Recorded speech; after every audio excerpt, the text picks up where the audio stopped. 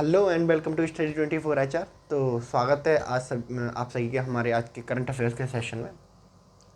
तो आज के करंट अफेयर्स के सेशन में हम लोग पढ़ने जा रहे हैं स्टेट से रिलेटेड जो करंट अफेयर्स है, यानी कि हर महीने चूँकि हमारा जो देश है वो कई सारे राज्यों से मिलकर बना हुआ है, उत्तर प्रदेश, मध्य प्रदेश, पंजाब, है ना। तो उन सभी राज्यों में कुछ ना कुछ घटनाक्रम घटते रहते हैं और कुछ घटनाक्रम इतने इंपॉर्टेंट होते हैं कि चर्चा का विषय बन जाते हैं।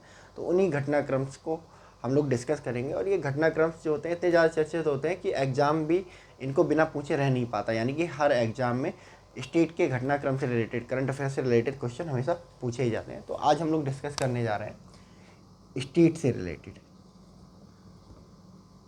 करंट अफेयर्स का पार्ट। जनवरी मंथ में जितनी भी करंट अफेयर्स घटी हैं, ठीक है, जितनी भी घटनाएं घटी हैं स्टेट्स में, उन सबको हम लोग डिस्कस करेंगे। ठीक है, तो चलिए शुरू करते हैं। सबसे पहला जो हमारी करंट अफेयर्स है स्टेट के, वो है लाडली बहना। ये एक स्कीम है एक तरह की, जिसमें जो राज्य है इस स्कीम को प्रोवाइड कराने वाला, वहाँ की स्टेट गवर्नमेंट अपने यहाँ की सभी बेटियों को, जो छोटी छोटी बेटियाँ हैं, उनको 1,000 रुपये प्रति माह प्रदान करेगी। जो ऐसी बेटियां जो स्कूल जाती हैं, ठीक है, तो उनके अपने एक स्कूल के खर्चे के लिए, पढ़ाई के खर्चे के लिए, किताबों के लिए, कॉपी के लिए, पेन के लिए 1,000 रुपये प्रति माह उनको दिए जाएंगे। ठीक है, तो क्वेश्चन ये है कि हाल ही में किस राज्य ने, ठीक है, हाल ही में किस राज्य ने लाडली बहना नामक स्कीम शुरू की है। ठीक है, तो क्या होगा इसका आंसर? तो मैं आपको बता दूं, बहनों से रिलेटेड जितनी भी स्कीम्स हैं ना, मोस्ट प्रॉब्ली 98% चांसेज होते हैं उनके कि वो मध्य प्रदेश से बिलोंग करेंगे। ठीक है, तो मध्य प्रदेश के जो सीएम हैं शिवराज सिंह चौहान, ठीक है, करंट में, तो उनको पूरे मध्य प्रदेश में मामा के नाम से जाना जाता है, यानी कि वहाँ की जो औरतें हैं, महिलाएं हैं, वो उनको अपनी भाई की तरह देखती हैं और वो सभी अपनी बहनों को, अपनी सभी औरतों को बहन के नज़रिए से देखते हैं। तो इसी वजह से जो जितनी बहन से रिलेटेड स्कीम है अभी प्रेजेंट टाइम में, तो मध्य प्रदेश में शुरू की जाएंगी जब तक शिवराज सिंह चौहान वहाँ के चीफ मिनिस्टर हैं। तो लाडली बहला स्कीम किसने शुरू करी है हाल ही में? मध्य प्रदेश ने शुरू की है। मध्य प्रदेश ने शुरू की है। ठीक है, और ये क्या है स्कीम? इसके तहत महिलाओं को, बच्चियों को 1,000 रुपये पर मंथ दिए जाएंगे, ताकि वो अपना जो फिनेंशियल प्रॉब्लम है ना, उनकी पढ़ाई में, जो उनकी आर्थिक स्थिति है, घर की गरीबी है, उनकी पढ़ाई में बाधा ना बनने पाए, उनकी पढ़ाई का जो खर्चा है वो आराम से निकल जाए। ठीक है, तो ये एक बड़ा ही स्वागत योग्य कदम है कि मतलब ऐसे में 1,000 रुपये, खैर जो मिडिल क्लास लोग हैं उनको इसकी कोई कीमत पता नहीं होगी, लेकिन दूर दराज के गाँव खेड़े में रहने वाले जो महिलाएँ हैं, जो लोग हैं, वो 1,000 रुपये की कीमत जानते हैं, है ना। ये गरीब को, अगर एक मनरेगा में काम करने वाले मजदूर को 1,000 रुपये प्रति माह दिए जाएँ, है ना, तो वो क्या क्या खर्च कर सकता है 1,000 रुपये में? पूरे महीने का बाजार कर सकता है, पूरे महीने का राशन खरीद सकता है।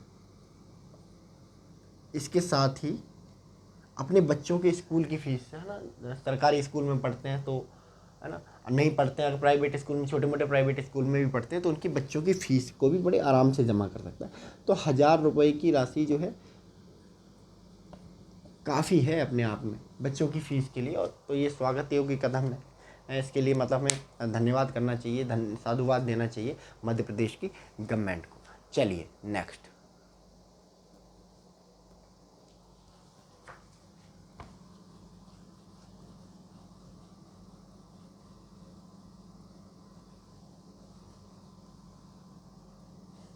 चलो इसको रैप कर देते हैं।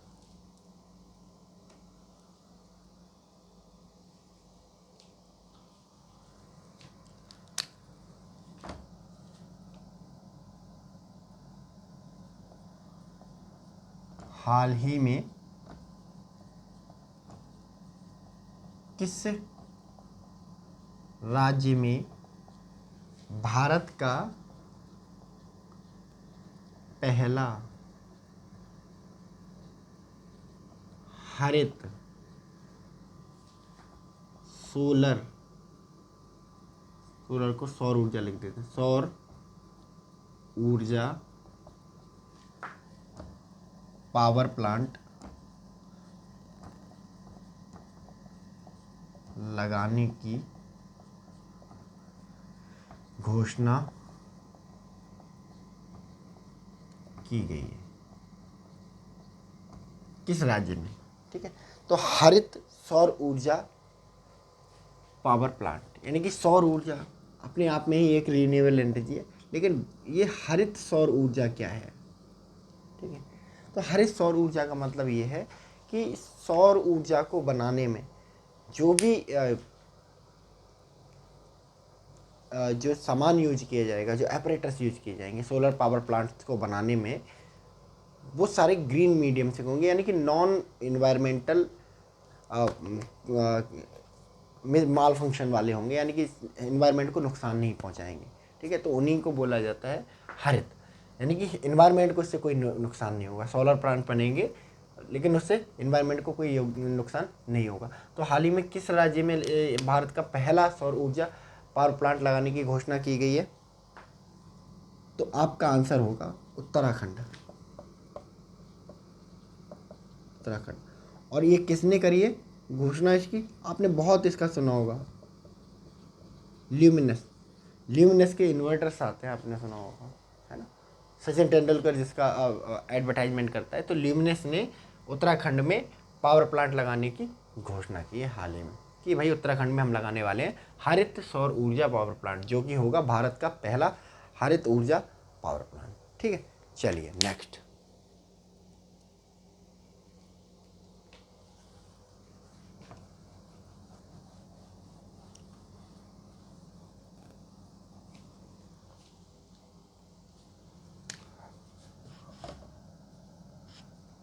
मार्कर दूसरा ले लेते हैं। हाल ही में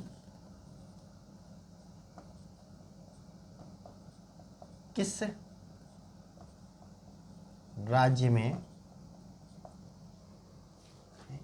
ऑरेंज फेस्टिवल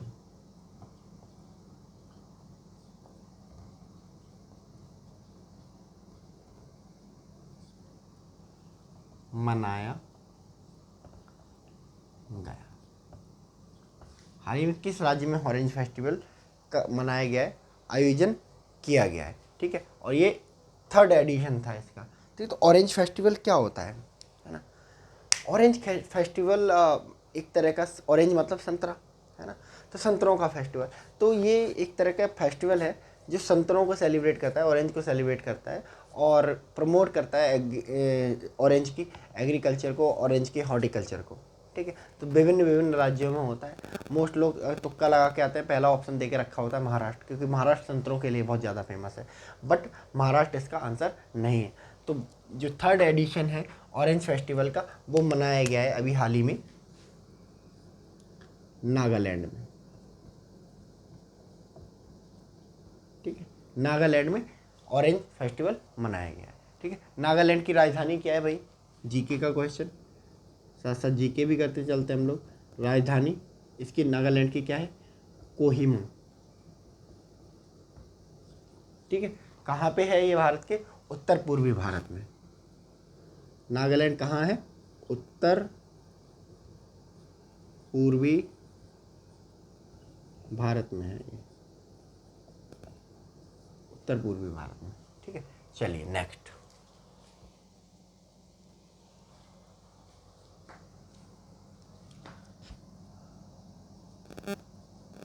हाल ही में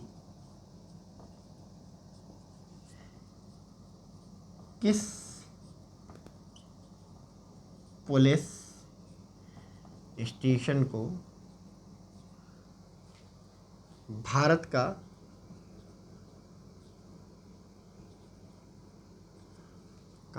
बेस्ट बेस्ट मतलब सबसे अच्छा, इसको सर्वोत्तम लिख लेते हैं। भारत का सर्वोत्तम पुलिस स्टेशन के अवार्ड से सम्मानित किया गया। किस पुलिस स्टेशन को, भारत के किस पुलिस स्टेशन को भारत का सर्वोत्तम पुलिस स्टेशन के अवार्ड से सम्मानित किया गया? तो सर्वोत्तम पुलिस स्टेशन के क्राइटेरिया क्या होंगे? सबसे पहले तो ऐसा है कि ये जो भारत के सर्वोत्तम पुलिस स्टेशन का अवार्ड किसके द्वारा दिया जाता है? हमारे भारत के गृह मंत्रालय के द्वारा दिया जाता है। और जब भारत के गृह मंत्रालय को साल की शुरुआत में ये अवार्ड डिक्लेयर करने होते हैं, तो वो डिफरेंट राज्यों से, अलग अलग राज्यों से कहता है कि भाई आपके यहाँ सबसे अच्छे पुलिस स्टेशन कौन से हैं, उनकी एक लिस्ट भेजो, ठीक है, हम सम्मानित करेंगे।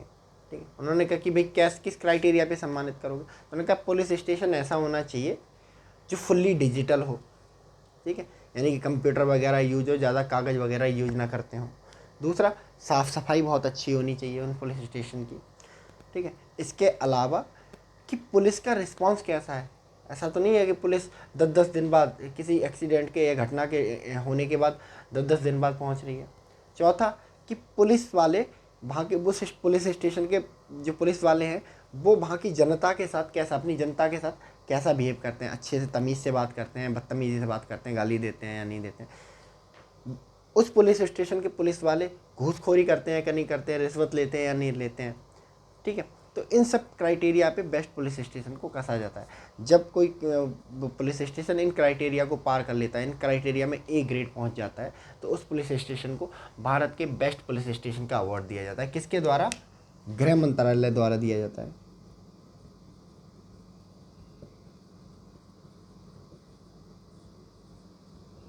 गृह मंत्रालय द्वारा दिया जाता है। तो हाल ही में किस राज्य के पुलिस स्टेशन को सम्मानित किया गया भारत के बेस्ट पुलिस स्टेशन से? तो ये है भाई उड़ीसा का पुलिस स्टेशन है,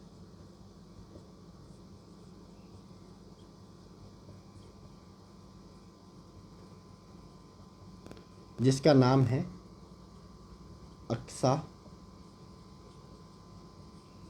police station. Aksa police station, ठीक है। तो याद रखेंगे अक्सा पुलिस स्टेशन को या अस्का पुलिस स्टेशन को, इसको अस्का पुलिस स्टेशन भी कहते हैं। अस्का या अक्सा पुलिस स्टेशन है उड़ीसा में, इसको दिया गया है भारत के सर्वोत्तम पुलिस स्टेशन का अवार्ड। इसको नोट कर लीजिए। चलिए नेक्स्ट,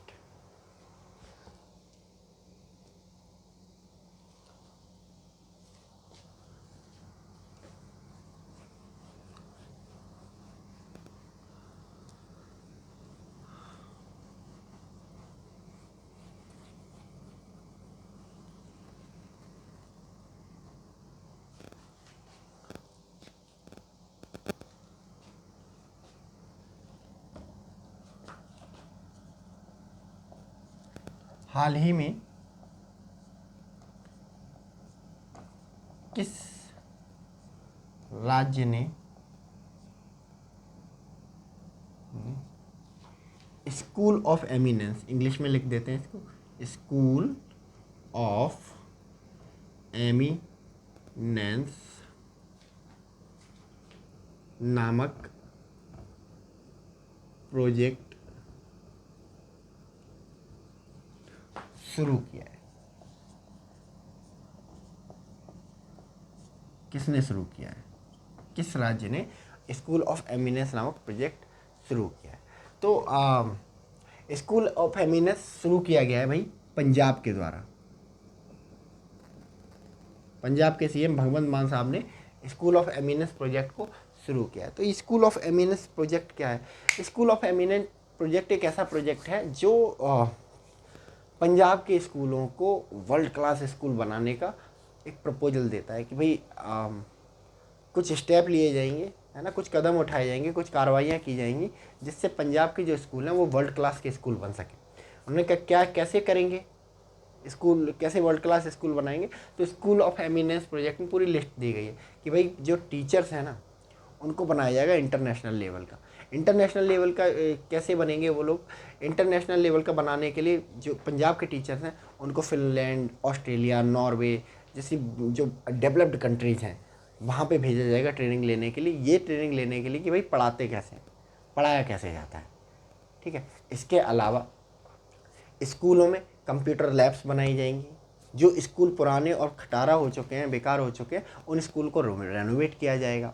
ठीक है, इसके साथ ही स्कूलों की कमी होने पर किसी पर्टिकुलर एरिया में नए स्कूल भी बनाए जाएंगे। ठीक है, इसके अलावा बच्चों को एक्स्ट्रा करिकुलर गतिविधियों में भी लिप्त रखा जाएगा कि भाई बच्चे क्रिकेट खेलें, फुटबॉल खेलें, है ना। तो इन गतिविधियों में लिप्त रखा जाएगा। तो यानी कि पंजाब की शिक्षा को ट्रांसफॉर्म एकदम से बदल देने वाला प्रोजेक्ट है ये। ठीक है, तो दिल्ली मॉडल पे बेस है पूरी तरह से। जैसे दिल्ली मॉडल में दिल्ली में स्कूलों का कायाकल्प किया गया, उन्हीं बेस पे स्कूल ऑफ एमिनेंस चलाया जा रहा है पंजाब में, ताकि दिल्ली की तरह जो स्कूल है, पंजाब के स्कूल हैं, उनका भी कायाकल्प किया जा सके। ठीक है, तो इसको याद रखेंगे कि हाल ही में किस राज्य ने स्कूल ऑफ एमिनेंस नामक प्रोजेक्ट का शुरू किया है, तो आपका आंसर होगा भाई पंजाब ने स्कूल ऑफ एमिनेंस नामक प्रोजेक्ट जो है वो शुरू किया है। ठीक है, चलिए नेक्स्ट।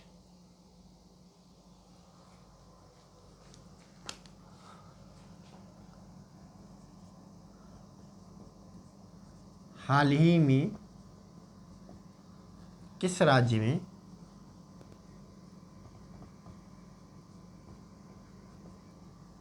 इंटरनेशनल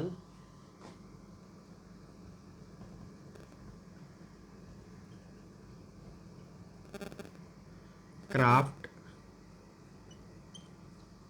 समिट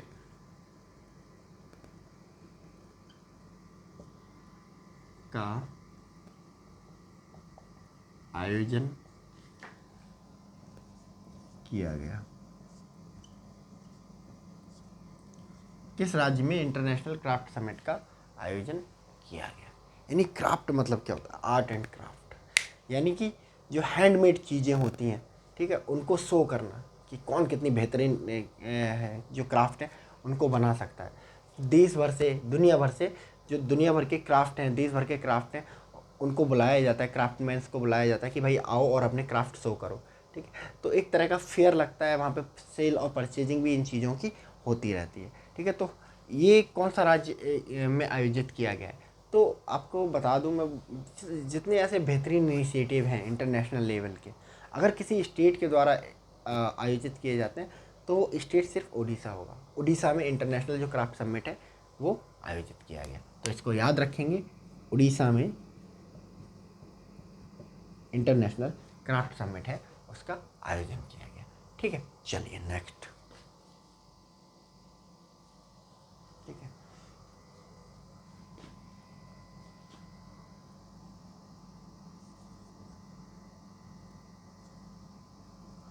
भारत का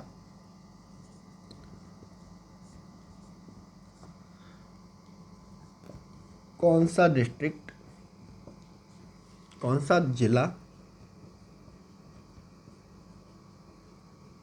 हाल ही में सभी जनजातियों को को डॉक्यूमेंट, डॉक्यूमेंट मतलब आधार कार्ड, पैन कार्ड वगैरह, है ना, जनजातियों को प्रपत्र, प्रपत्र बोलते हैं डॉक्यूमेंट को, देने वाला भारत का पहला जिला बन गया है। पहला जिला बन गया है। क्या नाम है इस ज़िले का भाई? कि सारी जनजातियों के, आपने देखा होगा जो जनजाति हैं, ट्राइबल्स लोग हैं, वो मोस्ट ऑफ जो हैं, जो हमारी मेन स्ट्रीम है उससे कटे हुए रहते हैं, वो अपनी एक अलग दुनिया में रहते हैं, और वही सही मायने में एक असली दुनिया है। हम जिस दुनिया में रहते हैं वह एक बड़ी फेक दुनिया है, जहाँ बहुत सारा जेलसी है, क्राइम है, एंड कंपटीशन है ना, फैमिली टूट रही हैं, फैमिली वैल्यूज टूट रही हैं। तो इससे इतर ये ट्राइबल्स लोग अपनी फैमिली में अपने संस्कारों के साथ अपने ट्रेडिशंस के साथ जीवित रहते हैं, ठीक है। तो इनका गवर्नमेंट से कोई लेना देना नहीं होता है, इनके पास आधार कार्ड है या नहीं है, वोटर आईडी कार्ड है या नहीं है, इससे इनको कोई फ़र्क नहीं पड़ता है, ठीक है। इनका वोट देने में भी कोई इंटरेस्ट नहीं है। तो भाई एक टारगेट बनाया गया था सेंट्रल गवर्नमेंट ने, प्राइम मिनिस्टर नरेंद्र मोदी ने, कि भाई बेसिक डॉक्यूमेंट तो इनको दो, जैसे करके भी दो, मना के दो, बहला के दो, फसला के दो, बेसिक डॉक्यूमेंट दें। तो इस पर काम शुरू हुआ। हाल ही में एक जो ज़िला है भारत का, उसने अपने यहाँ रहने वाली सभी जनजातियों को, ठीक है, क्या कर दिया है, जो बेसिक डॉक्यूमेंट हैं, प्रपत्र हैं, आधार कार्ड वगैरह, मूल निवास प्रमाण पत्र, ये सब जारी कर दिए हैं। तो ऐसा करने वाले ज़िले का नाम क्या है? इस ज़िले का नाम है वायनाड। और वायनाड किस स्टेट में है? वायनाड किस स्टेट का पार्ट है? तो ये वायनाड हमारा पड़ता है केरल में। आपने वायनाड के बारे में सुना होगा, अगर थोड़ी बहुत आप न्यूज़ देखते हैं और अवेयर हैं तो इस चीज़ के बारे में आपने सुना होगा वायनाड के बारे में। वायनाड वही जगह है, वही कॉन्स्टिट्यूएंसी है जहाँ से हमारे लीडर ऑफ अपोजिशन जो है राहुल गांधी जी, ठीक है, वो जीत के आते हैं, एमपी बनकर आते हैं। हालांकि अब उनकी जो सदस्यता है वो जा चुकी है और वायनाड की जो सीट है वो वेकेंट हो चुकी है ना। तो एक तो राहुल गांधी की वजह से चर्चा में हमेशा रहता है ये ज़िला।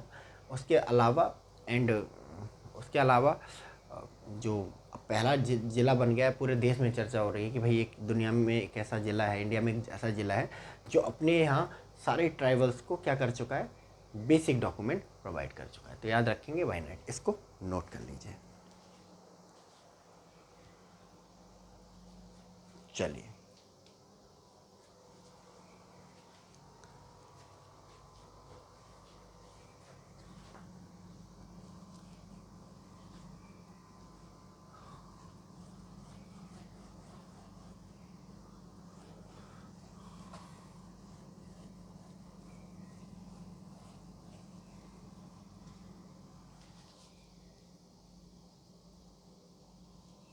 हाँ जी, चलिए।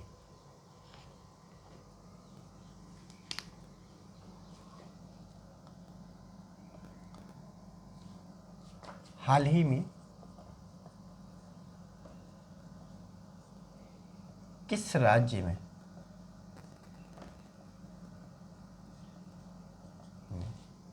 नारंगी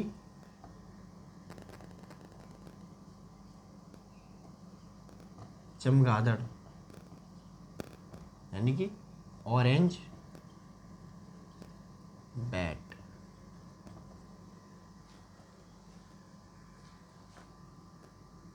नामक प्रजाति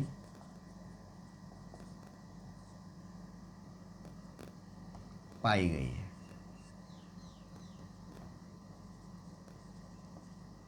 किस राज्य में? ऑरेंज बैट, बैटमैन आपने सुना होगा, बैटमैन खूब देखते होंगे मूवी, है ना। बैट चमगादड़ हमने देखा था, वो काले स्याह काले कलर का होता है ना। अब आपसे कोई कहे कि नारंगी कलर का बैट है ना, तो थोड़ा विचित्र लगेगा, लेकिन यस, नारंगी कलर का जो बैट है वो इस दुनिया में एग्जिस्ट करता है, और वो दुनिया का वो हिस्सा भारत है जहाँ ये एग्जिस्ट करता है। तो अभी हाल ही में इसको देखा गया भारत के एक राज्य में। उस राज्य का नाम क्या है? तो ये पाया गया है छत्तीसगढ़ में, ठीक है। तो पहली बात, क्वेश्चन में आपसे इतना ही पूछा जाएगा, अगर पूछा गया कि हाल ही में किस राज्य में ऑरेंज बैट पाया गया है, कि नाम प्रजाति पाई गई है, तो आपका आंसर होगा छत्तीसगढ़। अगर थोड़ा डिटेल में जाता है, क्वेश्चन को टफ बनाएगा तो पूछेगा छत्तीसगढ़ में कहाँ पाया जाता है, तो छत्तीसगढ़ में पाया जाता है ये बस्तर जिले में, बस्तर जिले में पाया जाता है। और अगर इससे भी ज़्यादा डिटेल में पाया जाएगा कि भाई बस्तर ज़िले में ये कहाँ पाया जाता है, तो बस्तर ज़िले में कहाँ पाया गया ये? कांगेर वैली, कांगेर घाटी नेशनल पार्क में ये पाया गया है, ठीक है। ऐसा नहीं है कि ये पहली बार देखा गया है ना, बहुत साल बाद, लगभग 110 सालों बाद ये दोबारा पाया गया। पहले हमारे इंडिया में पहले भी पाया जाता था, ये कोई नई खोजी प्रजाति नहीं है, ठीक है, पहले भी पाया जाता था, बट 110 सालों से दिखा नहीं था, तो हमने इसको विलुप्त मान लिया था, भाई ख़त्म हो गए, ठीक ठीक है। बट 110 सालों बाद पुनः इसको देखा गया है कहाँ पे, छत्तीसगढ़ के बस्तर ज़िले में एक नेशनल पार्क है, कांगेर घाटी नेशनल पार्क, वहाँ पे ये पाया गया है। ठीक है, चलिए नेक्स्ट।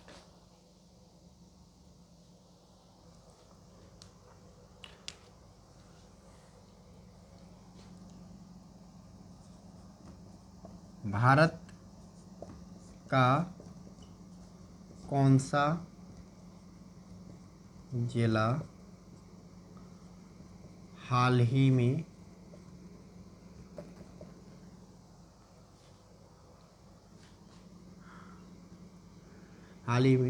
संविधान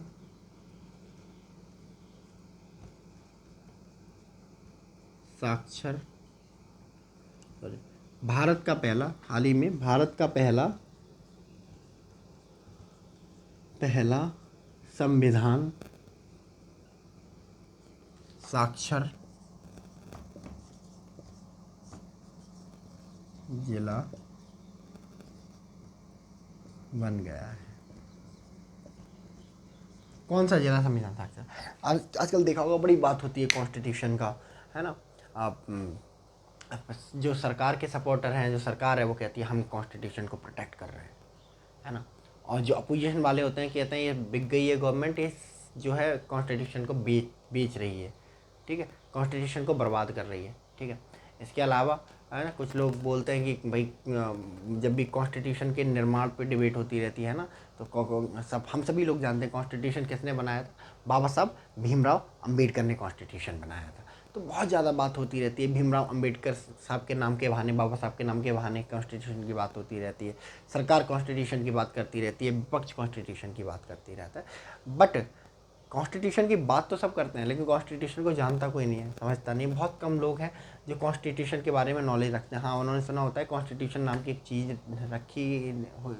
चीज़ है कहीं कोई, और वहाँ से हमको राइट वगैरह मिलते हैं, लेकिन वो राइट क्या क्या है वो जानते ही नहीं है, ठीक है। तो इसलिए एक स्टेट गवर्नमेंट ने डिसाइड किया कि भाई अपने राज्य के सभी लोगों को ना संविधान की शिक्षा दे देंगे, यानी कि संविधान साक्षर बना देंगे हम लोग, संविधान साक्षर बना देंगे। यानी कि संविधान साक्षर होने का मतलब कि वह व्यक्ति जिसको संविधान की नॉलेज है, संविधान में कितने आर्टिकल हैं, कितने पार्ट हैं, संविधान क्या क्या कहता है, क्या क्या राइट देता है, इन सबको जानने वाला पर्सन ही क्या होता है, संविधान साक्षर पर्सन होता है, ठीक है। तो कौन सा जो जिला है भारत का पहला जिला बना है संविधान साक्षर, तो उस जिले का नाम है कोल्लम। कोल्लम। और कोल्लम कहाँ है, किस स्टेट में?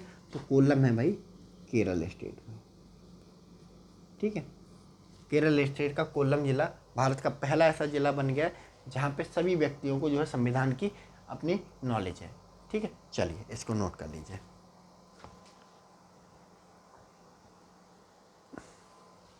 चलिए नेक्स्ट।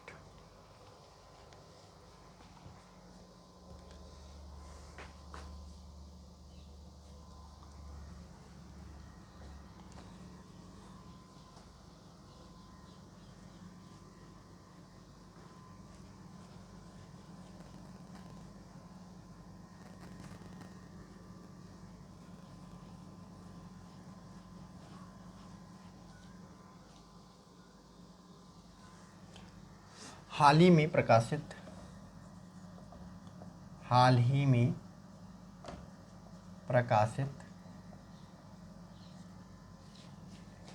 इंडिया मोबाइल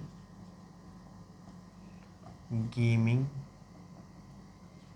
रिपोर्ट 2023 के अनुसार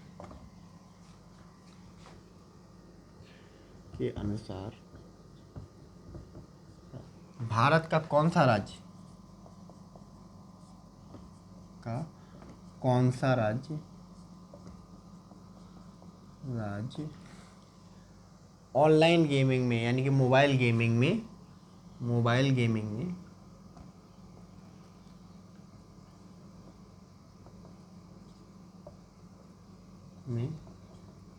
सबसे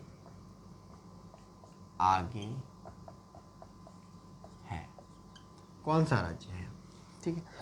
तो जब ये क्वेश्चन मैंने स्टूडेंट से पुटअप किया तो मैक्सिमम का जो जवाब था, पहले नंबर पे ये था सबसे ज़्यादा मेजॉरिटी का कि महाराष्ट्र, मुंबई, है ना। महाराष्ट्र सबसे ज़्यादा मोबाइल गेमिंग में सबसे आगे है। ठीक है, ठीक है। कुछ कुछ लोगों ने दिमाग लड़ाया, उन्होंने कहा कि नहीं सर, जो है कर्नाटक जो है पहले नंबर पे है। उन्होंने पूछा कि कर्नाटक कैसे पहले नंबर पे है। उन्होंने कहा कर्नाटक जो है ना, वो IT हब है, इसलिए है। ठीक है, बट दोनों ही आंसर गलत हैं। ठीक है, इंडिया मोबाइल गेमिंग रिपोर्ट 2023 के अनुसार मोबाइल गेमिंग में सबसे आगे जो राज्य है उसका नाम है उत्तर प्रदेश। याद रखेंगे इसको, उत्तर प्रदेश जो है मोबाइल गेमिंग में सबसे आगे है, मोबाइल गेमिंग डेस्टिनेशन बन चुका है इंडिया की। ठीक है, चलिए नेक्स्ट।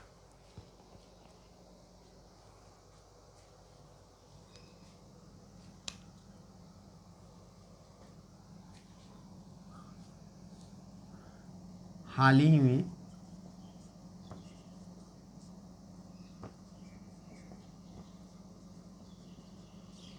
किस राज्य द्वारा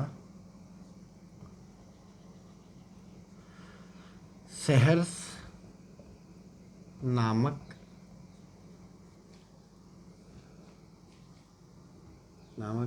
स्कीम शुरू की गई है?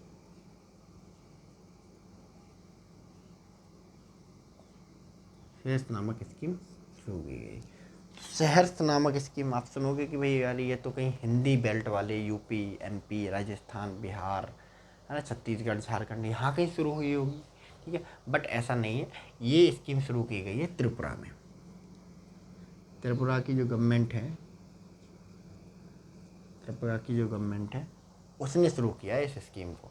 त्रिपुरा की राजधानी क्या है भाई, ये भी आप याद रखेंगे।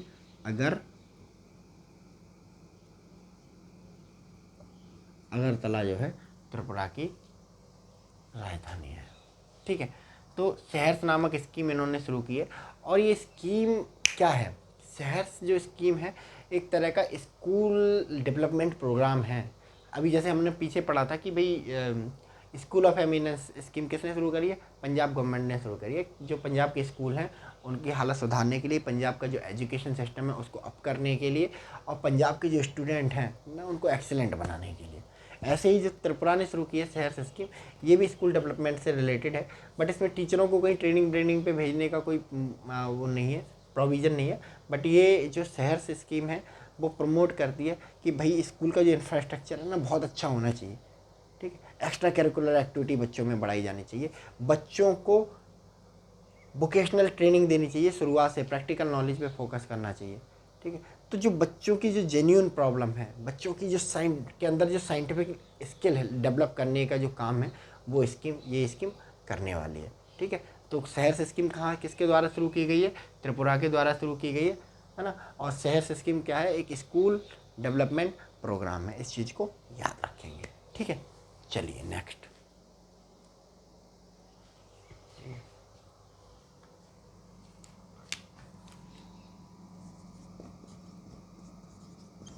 में किस राज्य ने महिलाओं को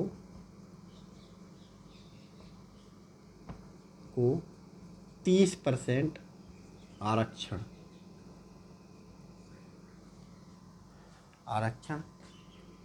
का प्रावधान किया है?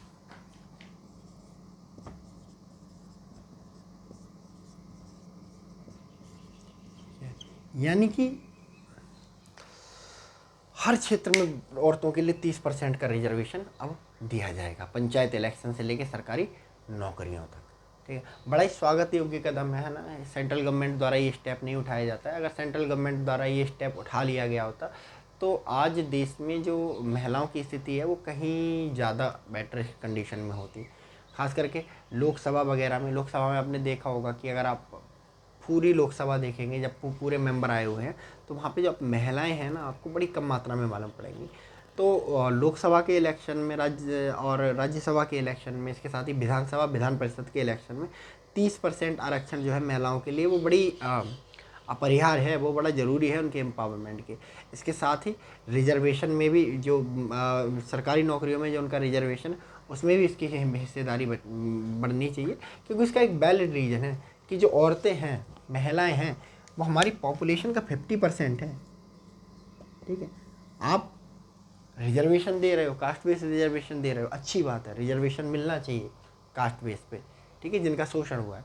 बट इन उन औरतों का क्या, ठीक है, जिनका हमेशा से शोषण होते आया है ना। अगर हम त्रेता युग सतयुग को छोड़ दें तो महिलाओं को एकदम क्या था, स्लेव की तरह इस्तेमाल किया जाता था, है ना। हस्बैंड उनके पति होते थे, बड़ा बुरी तरह उनको ट्रीट करते थे। इसके अलावा जो महिलाएं हैं उनका जो यूज है वो एज ए राजनीतिक संबंधों को स्थापित करने में किया जाता था। जैसे आपने सुना होगा कि बहुत सारे राजा किसी ताकतवर राजा से अपनी बेटी का विवाह कर देते थे, चाहे वो राजा कितना भी बुजुर्ग क्यों ना हो।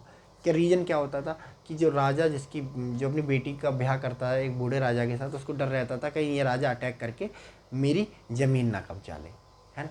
तो ऐसे में जब इन पर इतना शोषण हुआ है तो इनको 30% रिजर्वेशन देना बड़ा ही स्वागत योग्य कदम है। हम सभी को इसका स्वागत करना चाहिए। तो ये ऐसा करने वाला जो राज्य बना है वो उत्तराखंड, उस राज्य का नाम है उत्तराखंड।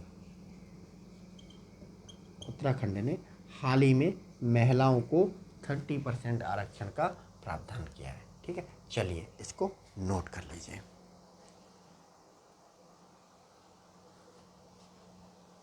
चलिए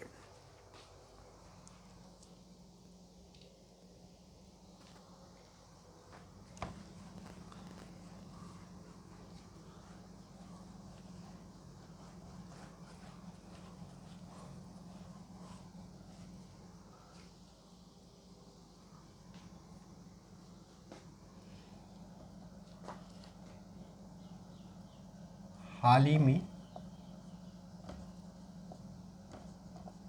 किस राज्य ने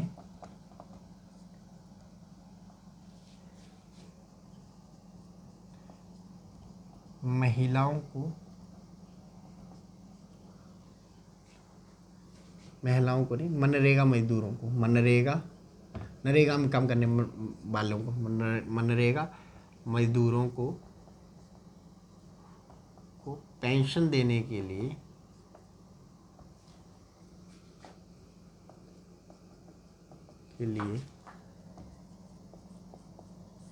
एक कल्याण बोर्ड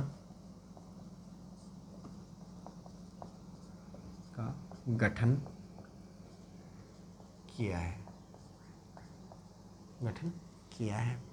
ठीक, किस राज्य ने, मतलब मनरेगा के लोगों को क्या है, पेंशन नहीं दी जाती है ना, मिलती नहीं है पेंशन, है ना, मोस्ट ऑफ जगह से ख़त्म हो चुकी है। लेकिन ये बताइए कि एक पर्सन जिसको 200 रुपये दिहाड़ी मिलती है दिन की, है ना, एक गरीब आदमी, है ना, जो अपना घर का खर्चा चला रहा है मनरेगा में मजदूरी कर करके 200 रुपये में, क्या आपको लगता है 60 साल बाद वो मनरेगा से कमाई करके इतना अमीर हो जाएगा कि 60 साल के बाद अपने अपना बुढ़ापे में अपना ख्याल रख सकेगा? अभी तो हाथ पैर चल रहा है, मनरेगा में काम करता है, कमाता है, खाता है। 60 साल के बाद क्या? तो 60 साल के बाद जो मनरेगा मजदूर हैं उनका ख्याल करने के लिए एक राज्य ने मनरेगा मजदूरों को पेंशन देने के लिए कल्याण बोर्ड का गठन किया है। ठीक है, तो इस कल्याण बोर्ड किस राज्य ने, उस राज्य का नाम क्या है? तो उस राज्य का नाम है भाई केरल राज्य। ठीक है, चलिए नेक्स्ट। ठीक है, हाल ही में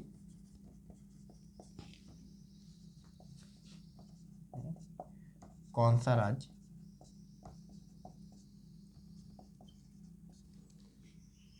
भारत का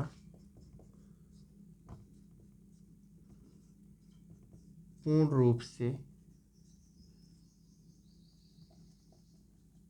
डिजिटल बैंकिंग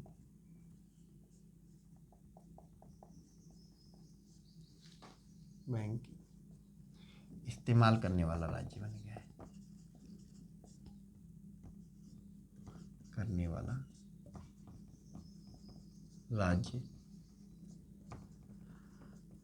है? ठीक है, चलिए कौन सा राज्य है जो भारत का पूर्ण रूप से डिजिटल बैंकिंग इस्तेमाल करने वाला पहला राज्य बन गया है? तो ये राज्य कौन सा है? केरल। याद रखेंगे। केरल भारत का पहला राज्य है जो डिजिटल बैंकिंग को इस्तेमाल करते हैं, सारे लोग डिजिटल बैंकिंग को इस्तेमाल करते हैं। ठीक है, चलिए नेक्स्ट। ठीक है, हाल ही में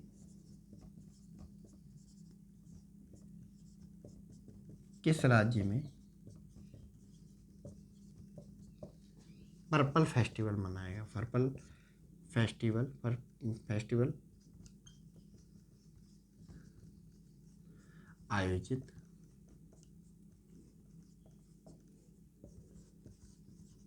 किया गया? तो इसका आंसर है भाई गोवा। गोवा भारत का पहला राज्य बना जिसने पर्पल फेस्टिवल को ऑर्गेनाइज किया। पर्पल फेस्टिवल क्या था?